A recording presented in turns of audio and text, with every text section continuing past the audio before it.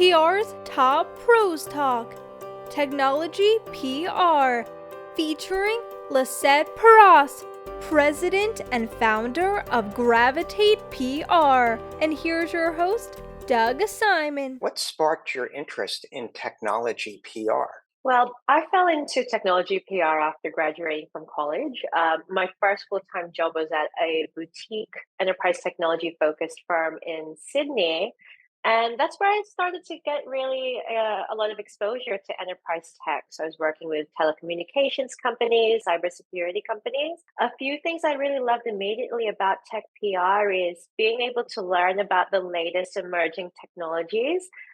This will probably age me, but at the time, the hottest technology was about voice over IP, which is basically doing calls over the internet, which sounds obviously is very mainstream right now. I'm But thinking also, fax machines, so I think you've got me beat on we that did have one.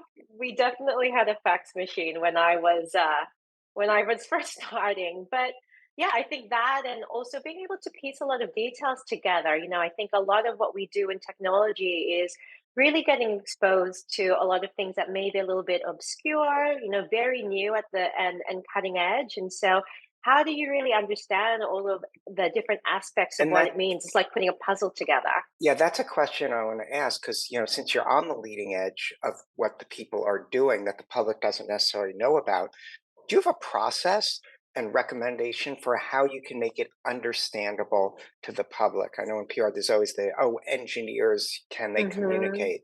But, this goes a little deeper because you're really trying to communicate benefits. That's one of the great things about working in technology. You get that kind of exposure, right?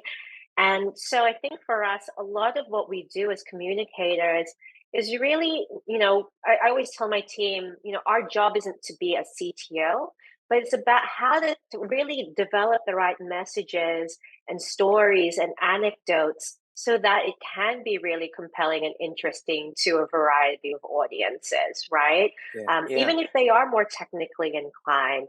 And so, we do a lot in, asking a lot of questions. I think that, really take assumptions off the table because, by being able to really dig and like say, okay, well, what does this mean? What does this mean? Why does it matter? Why is that important? Why should I care? And keep asking those questions until you feel that you can't ask them any further. No, That's that's really the best way to figure out how best to make that story sing, right? you like talking about the full ecosystem of a client. Can you explain what you mean by that? Yeah, so I think in terms of understanding a client's full ecosystem, it's not just understanding what it is about a company, who they are, what problems they solve, why they matter, why they're important, what benefits they have, but it's looking beyond them as a silo to understand, who are their competitors, how do they stack up against each other, as well as their industry and the people that are using their technology. Where do they sit within that kind of space? Why is it important, not just for their immediate customers, also, the other community, broader kind of communities that we serve. And so being able to understand the client's full ecosystem is in asking those questions and really building that kind of accumulative knowledge across those different areas by asking those kind of probing questions, applying that kind of investigative journalism sense to really continue to dig, and then read and make sure you're really asking those kind of questions that will really help to connect the dots. Yeah, and we're getting to sort of the last part of our discussion, which is something we haven't spoken of very frequently, but about global campaigns. So it can be challenging enough, say, doing a campaign in the US and with different regional variations, but global takes it to the next level. What are maybe the first thing that you think about when a campaign is going global? Do you figure out what you're communicating, and is that different to each market, or do you sort of have one main message and then try and figure out how to best communicate it? I actually feel strongly that it's the latter, figuring out, what are the kind of messages about, I mean, a company in terms of who they are and why they exist, it doesn't really change necessarily, right, from one market to another. Like I said, I started my career in Australia. So actually, most of my clients for the first few years of my career were global companies where they were usually headquartered in the US, but then they had satellite offices in Australia and wider APAC, which I ended up managing. And so I think there's a few things that are still really important to think about. Like, the principles of PR still apply when we are working with an international client. So, like, what do you do? Why do you matter? What problems do you solve? What benefits are there for your product or service?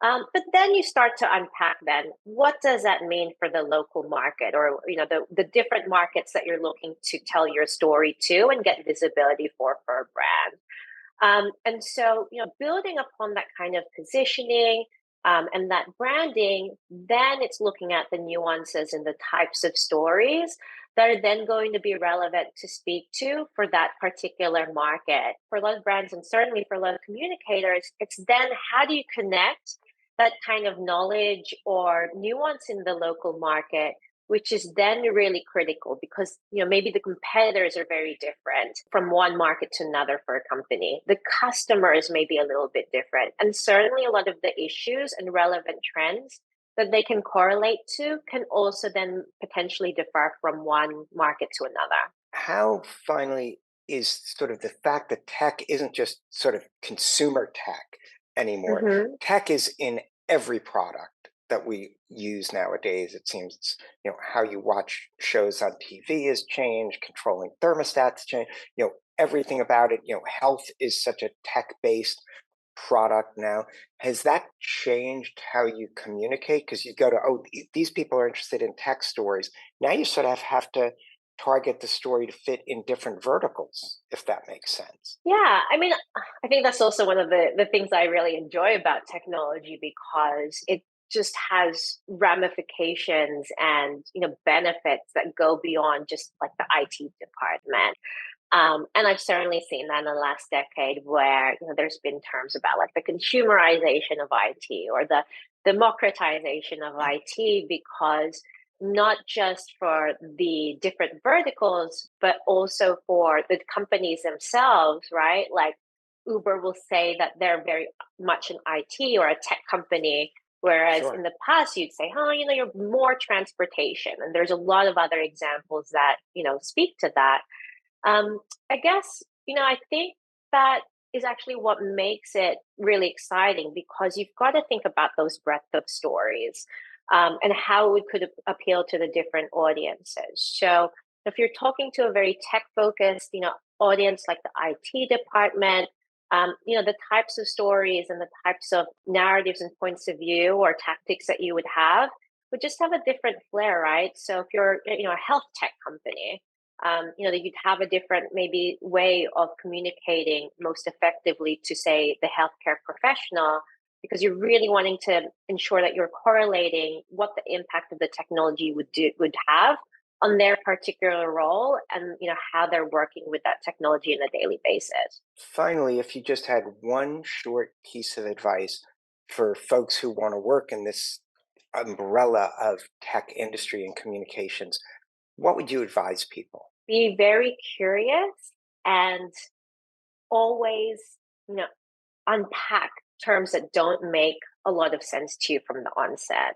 I think that with technology, it's there's always things that are evolving very quickly, but at times it can be really jargon laden. It's about really applying a very critical lens through what you hear and are exposed to then really find ways to best understand. And then obviously from that understanding, build the insights, awareness, and ability to then find the best approach to communicate and come up with campaigns and programs that are going to really hit the mark, if you will, for the companies that you're working with.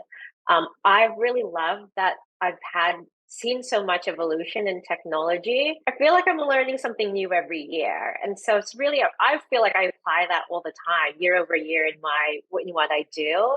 And so, never assuming that I have all of the answers or really knowing what's next in tech. Like right now, Web3 is a big thing. The metaverse has just come out as a big topic, right?